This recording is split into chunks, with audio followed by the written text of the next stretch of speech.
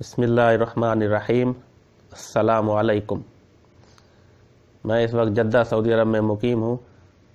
तनख्वाह ना देने की वजह से 15 अगस्त 2017 को मैंने अपने कफ़ील पर केस किया लेबर कोर्ट में।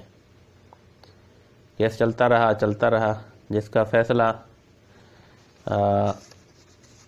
24/11/1439 को हुआ, जो मेरे हक़ में हुआ कि तनख्वाहें देगा, टिकट देगा, हकूक़ देगा, जितना भी बनता है सारा कुछ उन्होंने फ़ैसला मेरे हक़ में सुनाया काजी ने।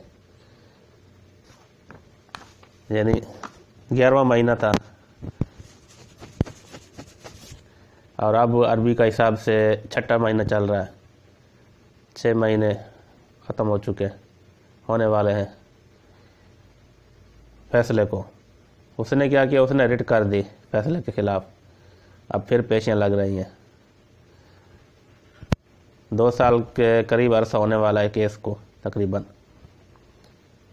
जब हम पाकिस्तान में थे तो सुनते थे कि वहाँ तो सऊदी अरब में 3 महीने के अंदर अंदर केस निपटा दिया जाता है, मगर यहाँ भी वही हाल है जो अपने प्यारे मुल्क में है।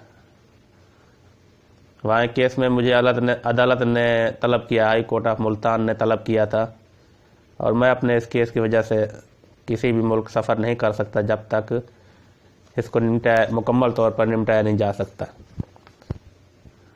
वहाँ अदालत की तलबी पर मैं ना पहुँच सका तो अदालत ने मुझे मफरूर करार दे दिया है।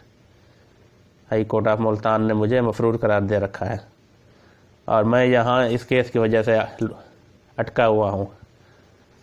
अब आप देखें, ना इधर के रहे ना उधर के रहे, किधर जाएं। अल्लाह ही मालिक है, दुआ करो। Bye bye.